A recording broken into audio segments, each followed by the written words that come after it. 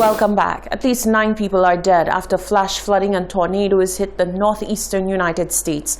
Some were trapped in flooded basements of their homes, while one body was found in a vehicle that was swept away. The governors of New York and New Jersey declared a state of emergency, and the New York City Mayor, Bill de Blasio, called it a historic weather event.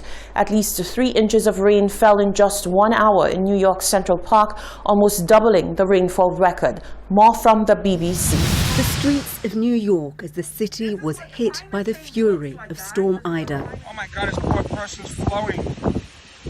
Roads turned into rivers as the city was deluged with rain. At least one body was pulled from a vehicle that was swept away. The city's subway network forced to a standstill as what looked like waterfalls submerged platforms, tracks and trains.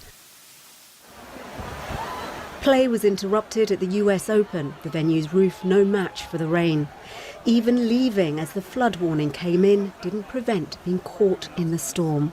It literally was torrential coming down from left to right.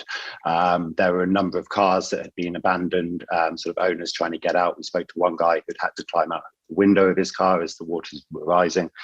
And so then the bus driver, who was an absolute hero, managed to sort of carry on and pull through the water. At one point, it was probably up sort of 2 or 3 feet in the bus itself. The water was coming through. In neighbouring New Jersey, planes were grounded overnight, conditions too dangerous to fly. Ida hit Louisiana as a Category 4 hurricane on Sunday. The state is still reeling from its impact. It's since been pushing up across the east of the country, now a tropical storm, but still causing destruction. There have been several deaths in New York City. The mayor has declared a state of emergency for what he called a historic weather event which brought brutal flooding to the city.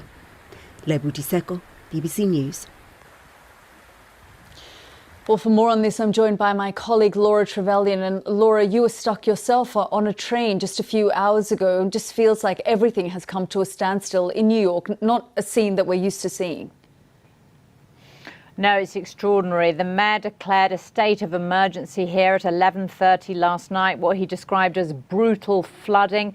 It was the remnants of Hurricane Ida, which pummeled the Louisiana coast at the weekend. We were expecting storms here on the East Coast, but not this flash flooding. And for the first time ever in the history of New York City, the Weather Service declared a flash flooding emergency. And the subway, which is very close to ground level, it's not like the Tube in London, which is hundreds of feet underground.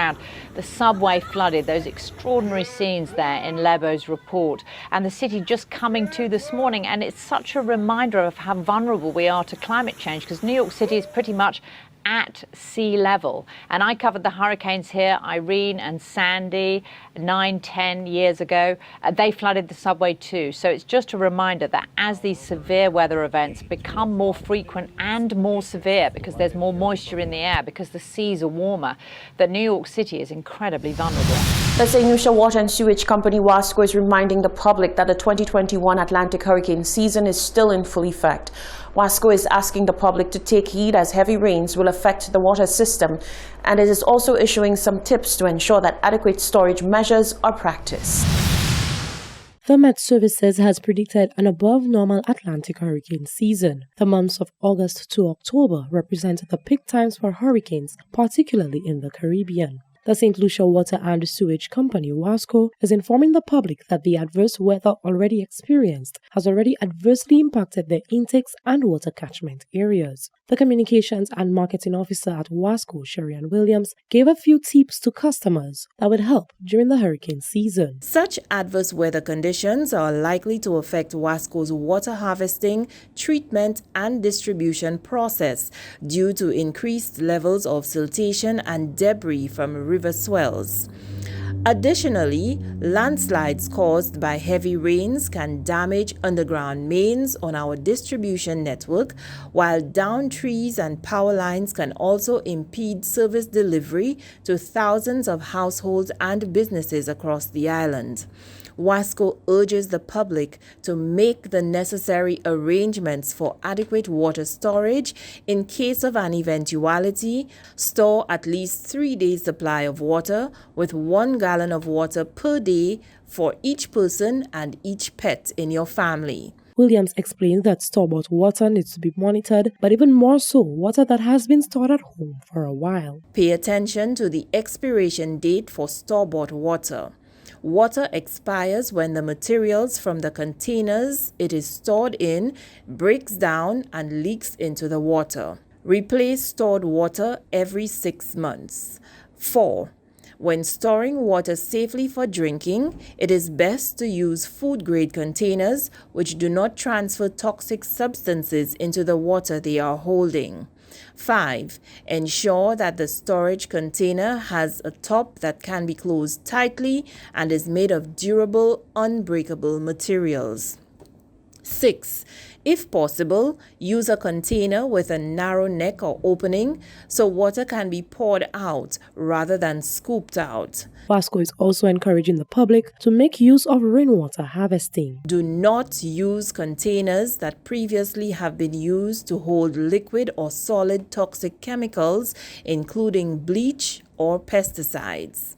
Additionally, harvesting rainwater is also an easy and safe method of water collection and storage for non-potable use during a rain event. An added benefit of storage and conservation is the economic advantage for consumers who will realize savings on their consumption bills. Members of the public are urged to ensure that they remain on guard as the island continues to go through the 2021 Atlantic hurricane season. Reporting for Hot 7 News, I am Genevieve Gonzague. Police have launched an investigation into a shooting at the Grocery bus stand in Castries on Friday morning.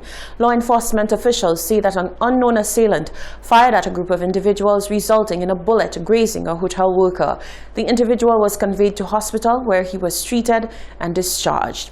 This is the Hot 7 TV Nightly News. The latest weather forecast is coming up after the break.